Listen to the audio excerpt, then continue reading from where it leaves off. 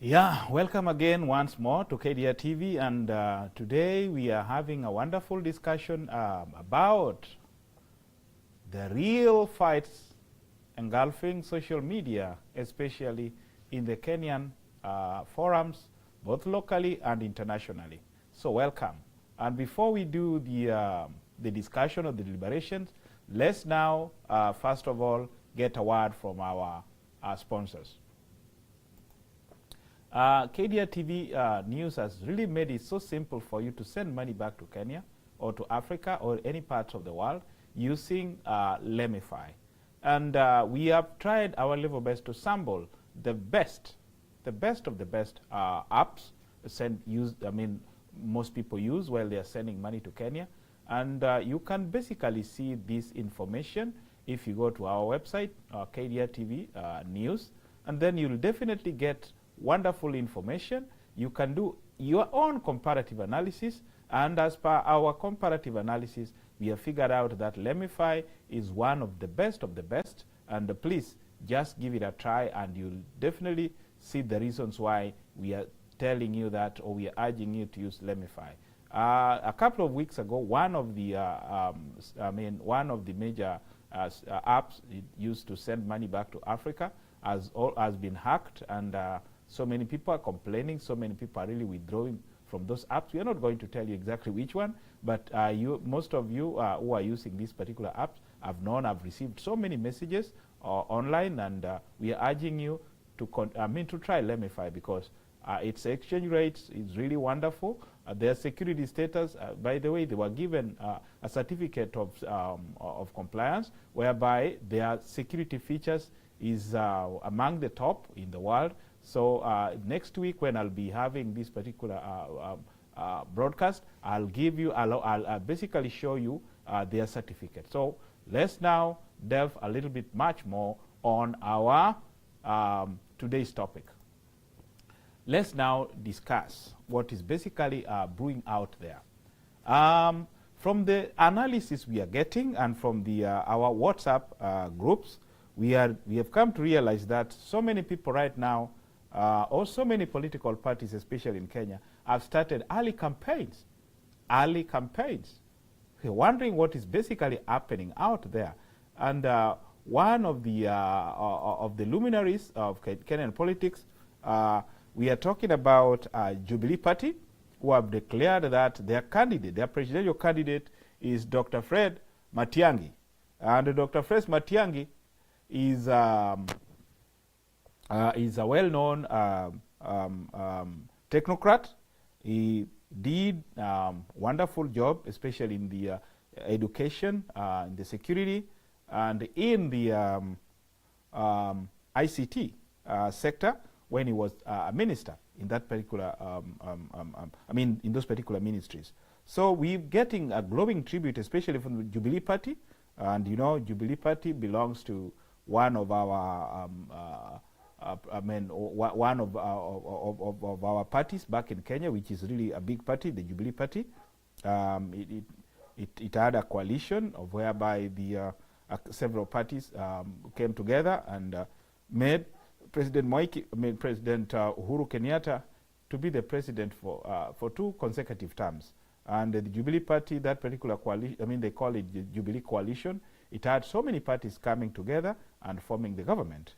And later on, they were joined by ODM and other parties, whereby everything really worked good for themselves, and they managed to finish their terms without any problem. But right now, the major problem we are basically having is the notion right now that things are not really going well with the Kenyan government, especially President Ruto. And many people are basically trying to figure out what is the best way forward for Kenya. And now political heavyweights are coming out there to declare their intention to run for these particular offices. And one of the luminaries, as I've told you, is Dr. Fred Okengo Matiang'i. Is really somebody most people know. But we have the current president, the incumbent, who is really also not a pushover. So the very best option, we'll wish the best candidate well, and let Kenyans make a very determined, a very wonderful decision, and see to it that the candidate they choose is the best for the country. So if you want to get more information, please go to KDRTV News website, that's KDRTV. .co.ke, and get the information from there. You can read well-written articles about about the political the political situation back in Africa, or in Kenya, specifically in East Africa, in Tanzania, and in Uganda, and then also in West Africa. So please go and read most of these articles and get more informed about what is transpiring. Thank you very much, and may God bless you. So let me go again. Let me once again now go back to the WhatsApp groups, and then you'll definitely see exactly what I'm talking about. One of the WhatsApp group which I belong to, I'm not actually going to call it which one, but I'll try to read some of the comments from that particular WhatsApp group. And there is a gentleman here, I'm not going to read his name, but he's basically saying that when all is said and done, Matiang'i must come and address the nation, that is for 2027. And somebody is actually asking here, which party is he going to run from? Is it UPA, is it DP, or Jubilee? And then the other gentleman is saying, Government of National Unity, I don't know what he means, but he said GON. Where and who are this young generation? How come I don't hear about them? Okay, I believe this gentleman is basically talking about the Gen Z. Most of them, we remember, in June of last year, they got killed in the street agitating for good governance, and we heard them from the streets drumming support for Dr. Fred Okengo Matiang'i. Then there's another gentleman here. The votes are there, whether old, young. The issue is to get the right candidate to carry their hope and deliver to Kenyans what they want. The best way forward is to have all tribal leaders endorse one candidate to face Kasongo. You know Kasongo, that is a new terminology given to the current the president. Otherwise, watakunywa maji. Good example, 2002 elections, when people's aspirations were put first, the opposition won. Then we have the wonderful article here. I think this is a press release from Jubilee, having all the accolades for Dr. Fred Matiang'i, the transformative leader Kenya needs. Kenya stands at a crossroads in its journey towards progress.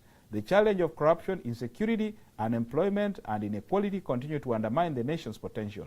As citizens, we must reflect on the kind of leadership needed to overcome these hurdles and chart a path forward for a bright future. In this defining moment, Dr.